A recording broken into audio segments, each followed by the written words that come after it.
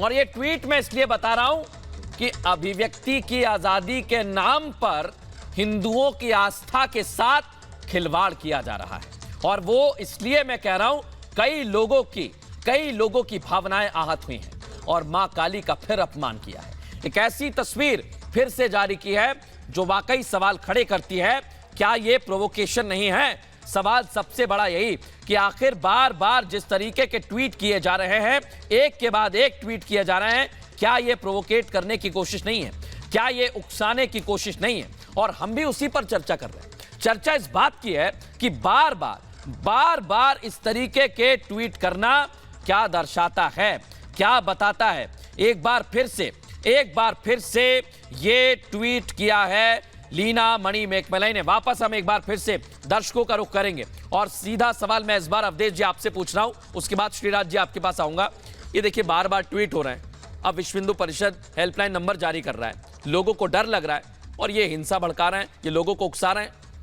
नहीं देखिए, अब लीना और मनी में इसके लिए इस पर तो लीना और महुआ मोइत्रा ये दोनों जो कर रही हैं, हाँ। ये केवल काली माँ का नहीं है, ये तो बंगाल की संपूर्ण संस्कृति और सभ्यता का अपमान है, अध्यात्म का है।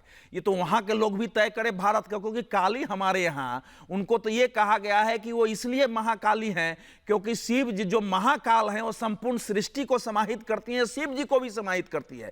तो जिसको ज्ञान ही नहीं है, जो अभी तक यही करती रही है कि हिंदू धर्म के प्रतीकों देवताओं को अपमानित करके उसका व्यवसाय करके उस पर जीवित रही है, अब उन सबके सामने समस्या पैदा हो गई है। लेकिन लीना अज्ञानता जो है, दूसरी समस्या पैदा हुई है, ये हुई है कि उसको लग रहा था चलो भारत में तो विरोध होगा लेकिन विदेश में मेरे डॉक्यूमेंट्री का और हमारे साथ बीजेपी के नेता है कि विदेश में सर राकेश जी हमारे साथ फोन लाइन पर हैं, उनसे एक कमेंट ले लेता हूं। फोन लाइन पर हमारे साथ जुड़े हुए हैं सर। लीना मणि मेघमलाई ने एक बार फिर ट्वीट किया है और विवादित ट्वीट की जो श्रृंखला है वो रुक नहीं रही है, क्या कहेंगे आप?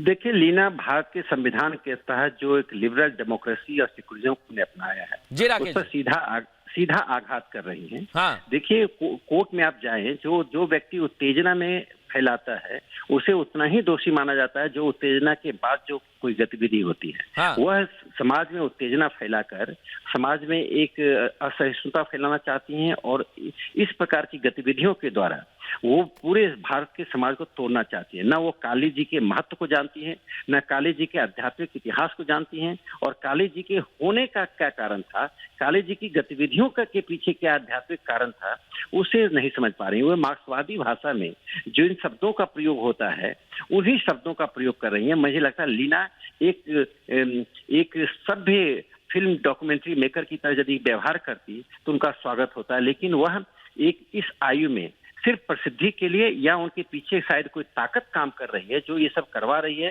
भारत की में अस्थिरता और सांप्रदायिक सद्भाव को समाप्त करने की। राकेश सिन्हा जी, एक छोटा सवाल मेरा और है, क्योंकि ऐसा लग रहा है कि बार बार उकसाया जा रहा है, एक के बाद एक ट्वीट करना, ये श्रृंखला चलना, आपको लगता है कि किसी साजिश के तहत भी ये किया जा सकता है या फिर आपको ऐसा लग रहा है कि किसी के कहने पर ये किया जा सकता है बार बार इस तरीके के ट्वीट? माननीय सर्वोच्च न्यायालय से मेरा निवेदन है कि जिन्होंने अभी नुपुर शर्मा के मामले में कुछ बातें कही थी, उन्हें इस बात का भी संज्ञान लेना चाहिए कि कोई व्यक्ति एक शिखर पे बैठकर और सोशल मीडिया के इस युग में इस प्रकार की उत्तेजनात्मक ही नहीं है, ये प्रतिक्रियावादी और हिंदू विरोधी ट्वीट है और सभी काली भक्तों के ऊपर एक प्रहार है और हिंदू सभ्यता संस्कृति के ऊपर प्रहार कर रही है। जिस व्यक्ति को एक ABC हिंदू सभ्यता संस्कृति अध्यात्म का नहीं मालूम है, वह अपनी सस्ती लोकप्रियता के लिए और हिंदू समाज की सवारी कर रहा हो, मुझे लगता है वह उतनी ही दोषी हैं जितना दोषी कोई हिंसा करने वाला होता है। मैं एक सवाल और पूछना चाहता हूं राकेश जी आपसे, क्योंकि सांसद होने के नाते क्या आपको लगता है कि वो देश से बाहर हैं तो बड़ी कार्रवाई की जानी चाहिए? हालांकि इसमें विदेश मंत्रालय भी लगातार कोशिश कर रहा है, लेकिन क्या एक्शन, कब तक एक्शन?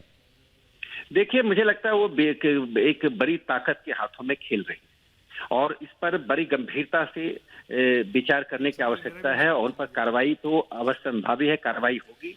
भारत की सरकार किसी भी ऐसे व्यक्ति को बख्शने वाली नहीं है जो देश में हिंसात्मक कार्यगति पैदा कर। बहुत धन्यवाद हमसे बात करने के लिए राकेश सिन्हा हमारे साथ जुड़े हुए थे, भारतीय जनता पार्टी के सांसद, और कार्रवाई की बात कही है। बहुत धन्यवाद तमाम मेहमानों का। महाभारत में फिलहाल इतना ही, आप बने रहिए।